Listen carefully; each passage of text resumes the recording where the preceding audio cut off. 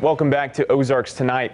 The latest Nexstar Emerson poll that was released this week shows that the majority of Americans don't think race relations have improved since the 1960s, and an overwhelming majority don't approve of the way President Trump has handled the death of George Floyd. Our political analyst, Dr. Brian Calfano, is joining us today. Now, Brian, what do you think these numbers mean for the president going forward?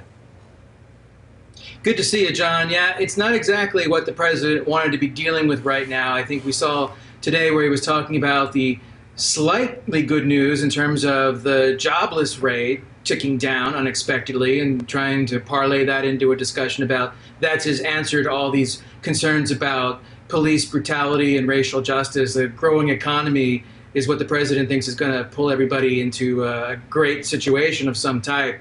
But in the end, I think the president's going to have to address this. He's going to have to address it specifically and do something more honed in on the actual issue than just talk about what he wants to talk about. And the fact that you see a lot of Republicans starting to jump ship, George Will, for example, longtime Republican writer and thinker, essentially saying the president shouldn't be reelected.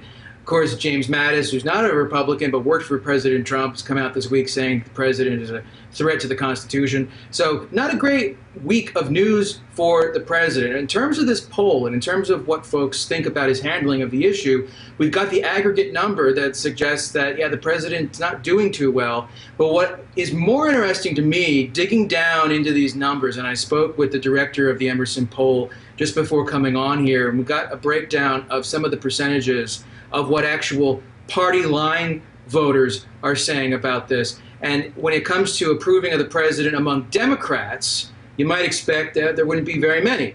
And in fact, there aren't. 20% of Democrats in the Emerson poll approve of the way President Trump has handled this entire issue. Independents, only 35%. Now, why is that important that President Trump only has a 35% approval in dealing with the situation among independents, John? Well, the reason being is the president needs to do well among independents to get reelected. Remember, he had very small margins of victory in Pennsylvania, in Michigan, in Wisconsin in 2016. Some folks think that that was really a matter of winning over independents who were not big fans of Hillary Clinton and who ended up giving President Trump a chance, or a try, if you will. 35% approval rating on an issue that's this salient, that's this red hot among folks right now, is not good news for the president. Get this, John, 78% of Republicans approve of the president's dealing with this particular issue. 78%. Now that sounds like a lot. It certainly is the majority. But the president has scored in the upper 80s, low 90 percentages when you talk about his overall job approval. And before COVID-19, dealing with the economy and some foreign policy issues, Republicans have essentially been in lockstep with the president forever, since he was inaugurated. That less than 8 in 10 Republicans approve of the president's handling of this situation with George Floyd and larger questions about police brutality and race relations and racial injustice is going to end up, I think, being a problem for the president going forward unless he gets specific and serious about addressing this issue and talking about it in the terms of the protesters and the folks who are rioting and looting and doing all those sorts of things. Yeah, percentages show the majority of Americans don't approve of people looting things and burning things down and violence and all of that. However, the president has been very loath to specifically address this issue on the question of police brutality because he knows he has a lot of supporters among police. He doesn't not want to be seen as caving in to his, what you might call critics or his political enemies who have been calling on him to have a much more robust policy or at least some kind of rhetoric that suggests that, yeah, police need to have reforms imposed on their departments to ensure essentially that this type of Floyd-based situation doesn't happen again. And another interesting point of this poll as well, it shows an overwhelming majority don't think race relations here in the United States have improved since the civil rights era. Now, what do you make of those numbers, Brian?